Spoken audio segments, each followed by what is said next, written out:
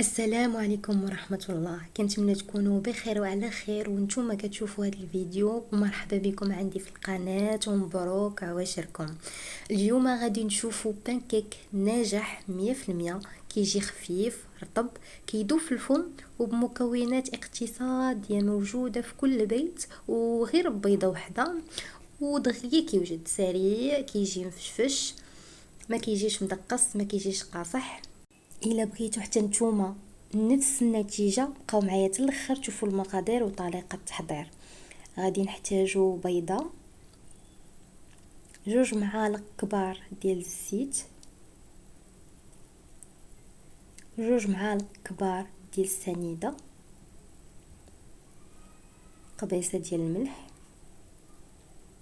كيس ديال الفاني. غنخلطو مزيان الخليط حتى تذوب لينا السنيده ويبيض لينا الخليط. غادي نزيدو كاس الحليب، يكون احسن بدرجه حراره المطبخ، ولا تدفيوه شويه وتضيفوه ونخلطوه مزيان. عاد غادي نزيدو كاس ونص ديال الدقيق الابيض، غنزيدو الكاس الاول نغربلوه ونخلطو. عاد غادي نزيدو نص كاس الاخر.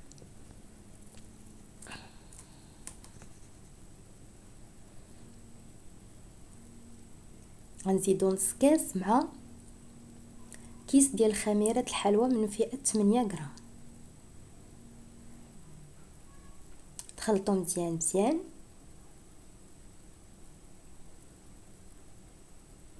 وغادي ندوزو ونطيبوه مباشره، ما كنتسناوش عليه يخمر ولا شي حاجه. اون فوا كنخلطوه كندوزو نطيبوه، نسخنوا المقله ديالنا ونطيبوه على عافيه متوسطه. العافيه ما خاصهاش تكون نازله لحقاش غادي يقصح لينا، غيجي قاصح، والا كانت مرتفعه غادي تحرق. يعني خاصها تكون متوسطه، ونتسناو عليه منين نصبوه في المره الاولى، نتسناو عليه حتى يدير فقاعات بحال البغرير هانتوما كتشوفوا. عاد كنقلبوه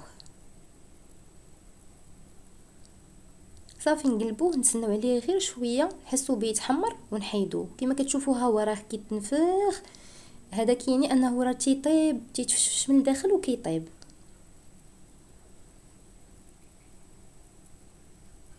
هانتوما هيا ندير معكم واحده اخرى.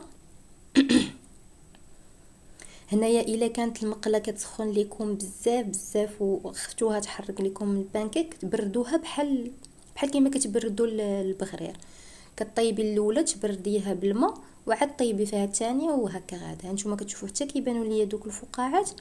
عاد كنقلب الجهه الاخرى صافي، نسناها شويه نحس بها تحمرات ونحيدها. راه كتكون حيت هي كتنفخ، راه كطيب من الداخل، ما كيحتاجش الوقت بزاف.